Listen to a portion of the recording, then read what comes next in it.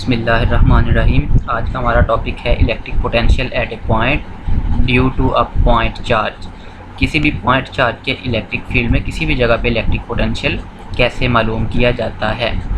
इससे पहले जो है वो हमने दो चार्ज प्लेट्स के दरमियान जो है वो इलेक्ट्रिक पोटेंशियल मालूम करने का फार्मूला देखा था। इससे पिछले टॉपिक्स में हमने जो है वो देखा था कि अगर मेरे पास एक प्लस प्लेट हो, पॉजिटिव प्लेट और एक नेगेटिव प्लेट हो और इन प्लेट्स के दरमियान में एक इलेक्ट्रिक फील्ड हो तो उस फील्ड की ताकत कितनी होगी, इलेक्ट्रिक पोटेंशियल कितना होगा किसी भी नुक्ता पे। तो हमारा फार्मूला आया था -E डेल्टा आर। अब ये जो फार्मूला है ये फार्मूला सिर्फ तब इस्तेमाल हो सकता है जब इलेक्ट्रिक फील्ड कांस्टेंट रहे। अगर इलेक्ट्रिक फील्ड कांस्टेंट है तो ये फार्मूला काफ़ी है, हमें नया फार्मूला बनाने की कोई ज़रूरत नहीं है। लेकिन अगर जो है वो इलेक्ट्रिक फील्ड कांस्टेंट ना रहे तो फिर हमें कुछ और सोचना पड़ेगा और कोई नया फार्मूला बनाना पड़ेगा। अब ये जो इलेक्ट्रिक फील्ड हमारे पास यहाँ पे होता है, दो प्लेट्स के दरमियान जो इलेक्ट्रिक फील्ड है ये हमेशा कांस्टेंट होता है। हमने पढ़ा था गॉस लॉ के मुताबिक कि दो जो है वो पैरेलल प्लेट्स के दरमियान जो इलेक्ट्रिक फील्ड की वैल्यू है वो आती है Q/ε0, sigma over epsilon not. तो वो सिग्मा ओवर एप्सिलॉन नॉट यहाँ भी होगी, यहाँ भी होगी, यहाँ भी। तो ई टोटल जो है वो कांस्टेंट होता है दो प्लेट्स के दरमियान। लेकिन यहाँ ये केस नहीं है। जो हमारे पास एक पॉइंट चार्ज है उसका इलेक्ट्रिक फील्ड में इलेक्ट्रिक फील्ड इंटेंसिटी फासला के साथ साथ तब्दील होती रहती है। पॉइंट चार्ज के इलेक्ट्रिक फील्ड में इलेक्ट्रिक फील्ड इंटेंसिटी कांस्टेंट नहीं होती। अगर मैं अपने इस जो है वो एक point charge positive charge Q लूँ और इसका इलेक्ट्रिक फील्ड ऐसे रेडियली आउटवर्ड होता है, जो कि हमने पीछे पढ़ लिया है, इसको मैं दोबारा नहीं अब एक्सप्लेन करना चाहता।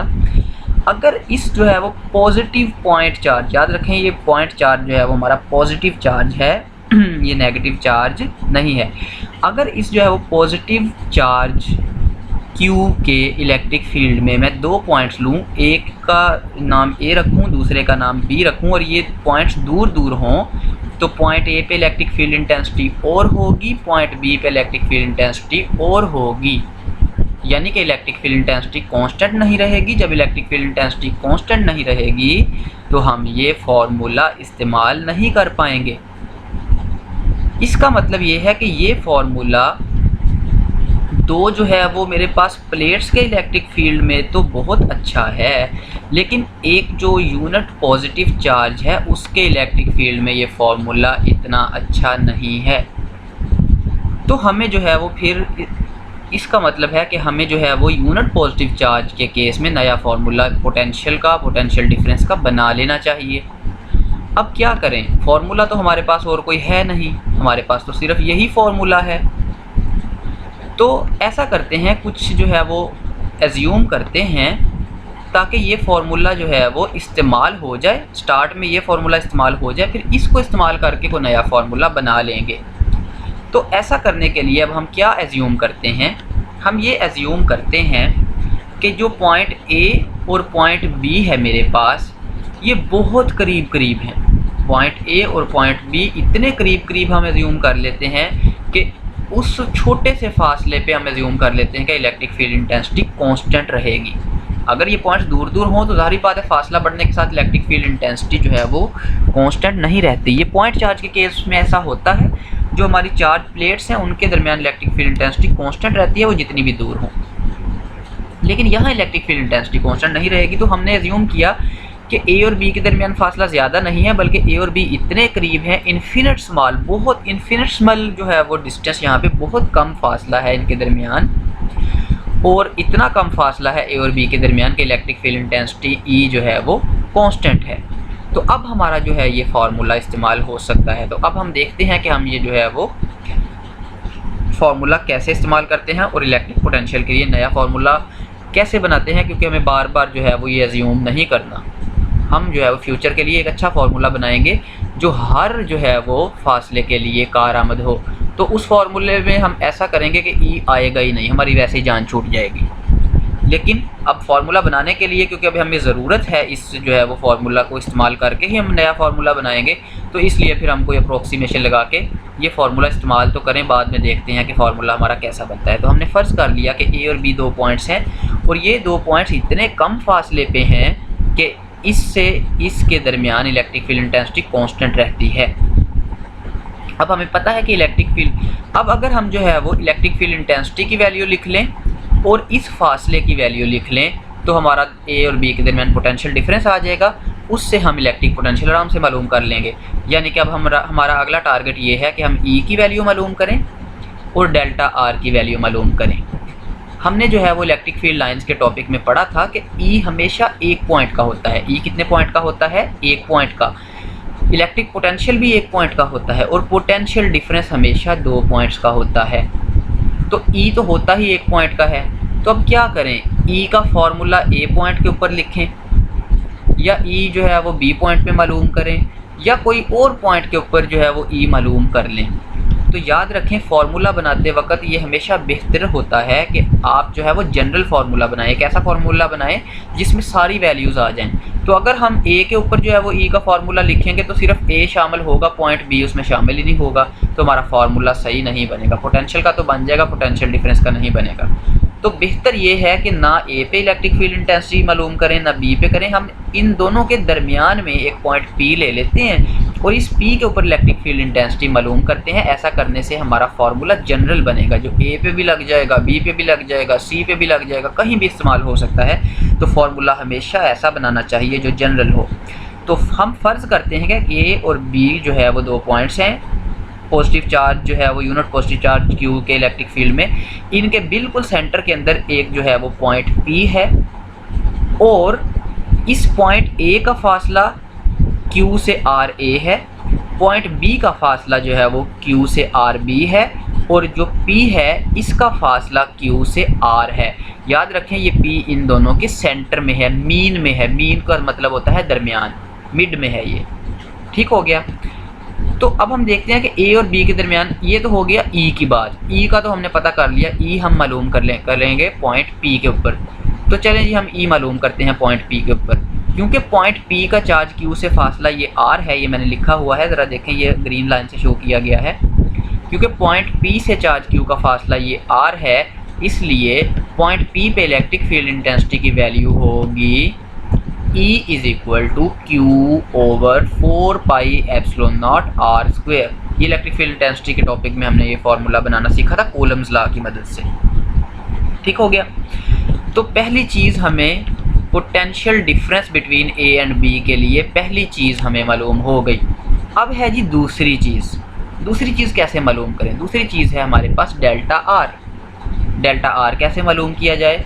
डेल्टा आर है ए और बी के दरमियान फासला। अब ज़रा देखें, क्यू से बी तक फासला आर बी है और क्यू से ए तक फासला आर ए है। अगर मैं इन दोनों फासलों का फ़र्क ले लूँ तो ज़ाहिर बात है वो फासला के कौन सा बनेगा? ए और बी के दरमियान फासला। यानी कि अगर मैं इस फासले में से ये फासला निकाल दूँ तो पीछे ये वाला फासला बच जाएगा। तो इसका मतलब है कि डिस्टेंस डेल्टा आर बराबर होगा R B minus are a. लेकिन याद रखें कि डिस्टेंस जो है हमेशा पॉजिटिव होता है। डिस्टेंस एक स्केलर क्वांटिटी है, इसकी कोई डायरेक्शन नहीं होती।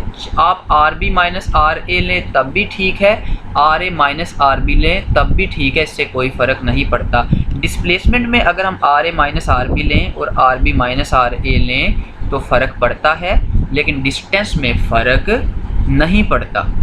डिस्टेंस में फ़र्क नहीं पड़ता। तो अब हमारा ये जो है वो वी ए बी कम्प्लीट हो चुका है फार्मूला। ई की वैल्यू हमने मालूम कर ली जो कि हमारे पास आई क्यू और 4 pi epsilon naught are square, और डेल्टा आर की वैल्यू भी हमने मालूम कर ली जो कि हमारे पास आई R B minus are a या r A minus are b, दोनों हम लिख सकते हैं। और मैं आपको दिखाऊंगा कि इससे भी वही जवाब आता है, इससे भी वही जवाब आता है। आपकी बुक में ऐसे नहीं किया, लेकिन मैं ये आपको करके दिखाऊंगा, तो आप जो है वो इस वीडियो के साथ रहिए। तो अपने फॉर्मूले को जो है वो बेहतर बनाने के लिए हम ऐसा करते हैं कि ये आर जो है वो इसकी जगह कुछ ऐसा लिखते हैं कि यहाँ आर ए भी शामिल हो जाए, आर बी भी शामिल हो जाए। ये भी ठीक है, इसमें कोई हर्ज नहीं है, लेकिन फार्मूले को ज़्यादा अच्छा खूबसूरत बनाने के लिए हम ऐसा करेंगे। तो ज़रा देखते हैं उसके लिए हम क्या करते हैं। नेक्स्ट स्लाइड में हमने यही किया है। याद रहे कि मैंने आप लोगों को बताया था कि पॉइंट P जो है वो पॉइंट A और पॉइंट B का मिड पॉइंट है, पॉइंट A और पॉइंट B के दरमियान में है। और मिड पॉइंट जो होता है, यानी कि अगर मेरे पास कोई भी दो चीज़ें, दो फासले दिए हों और उनके मिड पॉइंट का फासला मैंने मालूम करना हो, तो मैं मीन लेता हूँ, मीन मालूम करता हूँ। मीन का मतलब ही दरमियान है। रियाजी के अंदर दो तरह के मीन होते हैं। एक मीन का मतलब होता है अरिथमेटिक मीन और एक मीन का मतलब होता है ज्योमेट्रिक मीन। अगर जो है वो दो पॉइंट्स हों ए और बी और उनके दरमियान फासला बहुत ज़्यादा हो तो अरिथमेटिक मीन और ज्योमेट्रिक मीन बराबर नहीं आते। ये मैथ्स का टॉपिक है।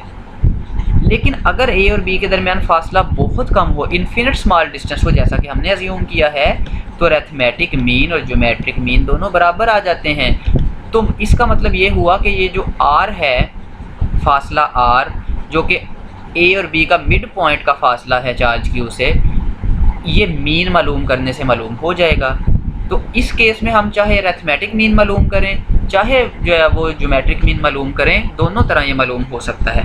अगर हम अरिथमेटिक मीन मालूम करें तो हमारा जो फार्मूला है वो मुश्किल हो जाएगा बनाना।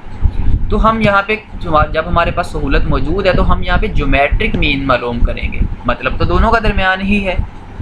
तो ज्योमेट्रिक मीन का मैट्रिक में आपने फार्मूला पढ़ा था कि दो अगर मेरे पास जो है वो आदाद हैं, एक आर ए और एक आर बी, दो फासले हैं और इनका आपने जो है वो मीन मालूम करना है, वस्ती पॉइंट का फासला मालूम करना है, तो आप इन दोनों को ज़रब दें, आर ए आर बी, इन दोनों को ज़रब दें और जज़र मालूम कर लें। ये फार्मूला मैट्रिक के मैथ में आपने पढ़ा था चैप्टर 6 में।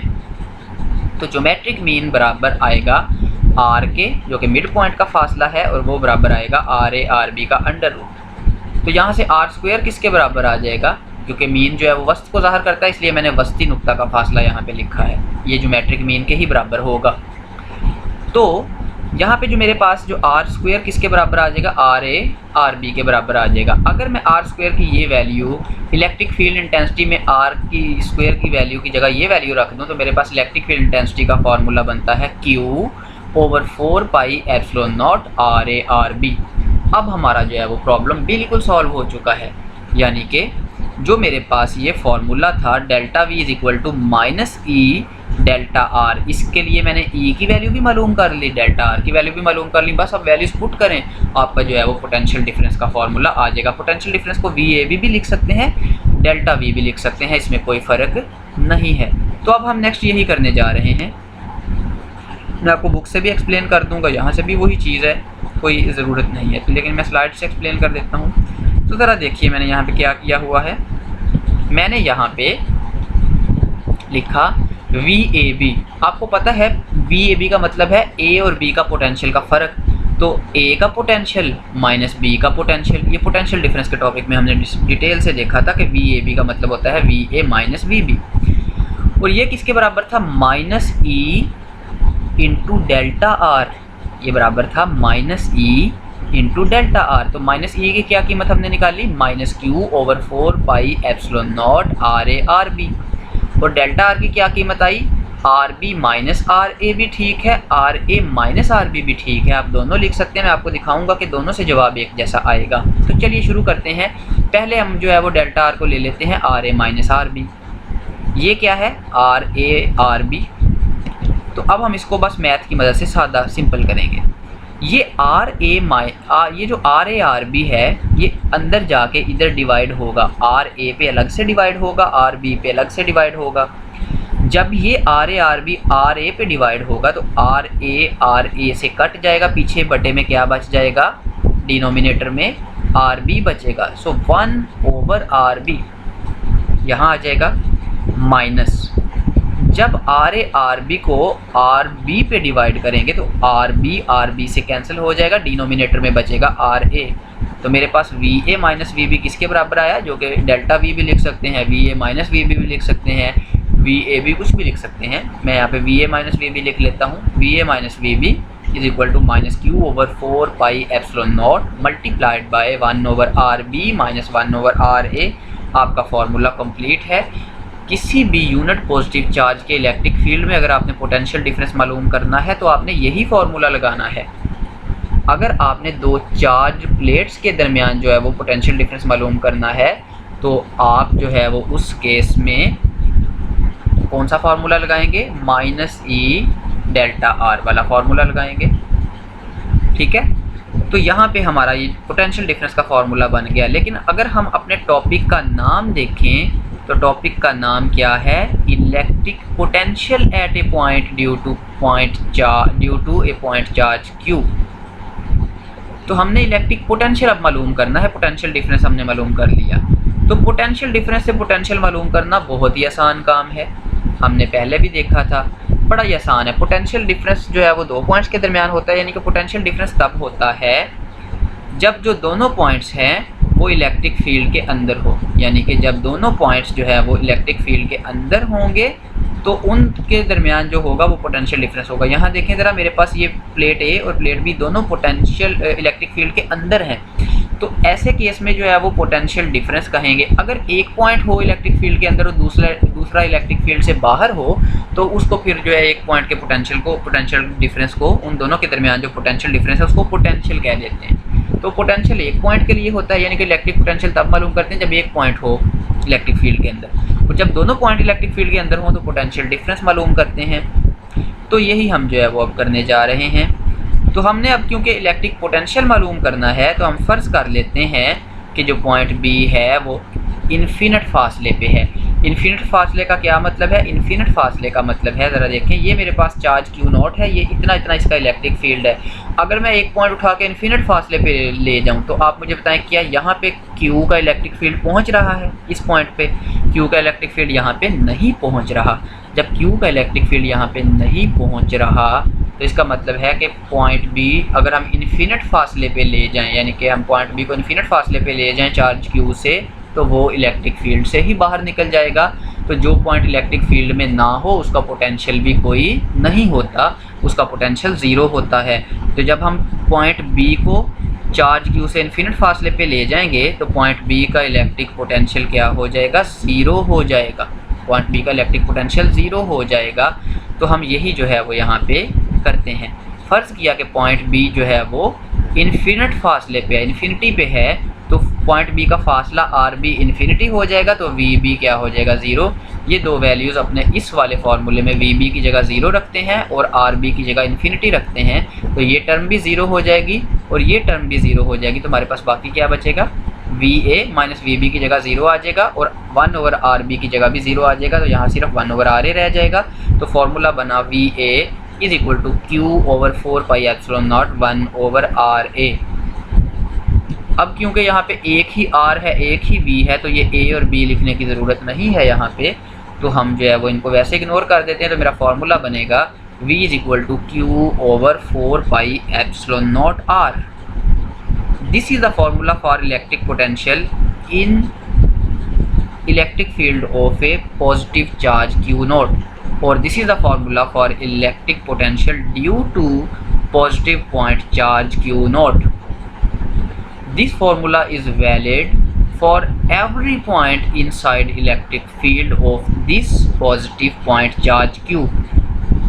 तो ये फार्मूला हर फासले के लिए वैलिड होगा, ये फार्मूला हर फासले के लिए क्या होगा, वैलिड होगा। तो अब हम जो है वो नेक्स्ट चलते हैं और यहाँ पे जो है वो इसे जूम करके देखते हैं। जो मैंने पहले आपको बात कही, मैंने आपको कहा था कि चाहे फासला R A minus are B लिख लें चाहे R B minus are A लिख लें, तो यहाँ से मैंने आपको दिखाया है कि अगर हम R B minus are A भी लिख लें तब भी हमारा जो है फाइनल रिज़ल्ट बिल्कुल वही आएगा, कोई फ़र्क नहीं पड़ेगा। इसकी वजह क्या है, इसकी वजह ये है कि जो हमारा फासला होता है वो स्केलर होता है, वो कभी भी नेगेटिव नहीं आ सकता। क्लियर होगी बात। तो हम जो है वो स्टार्ट करते हैं। V A minus we b minus Q over 4 pi epsilon naught are a into r B multiplied by r B minus R A.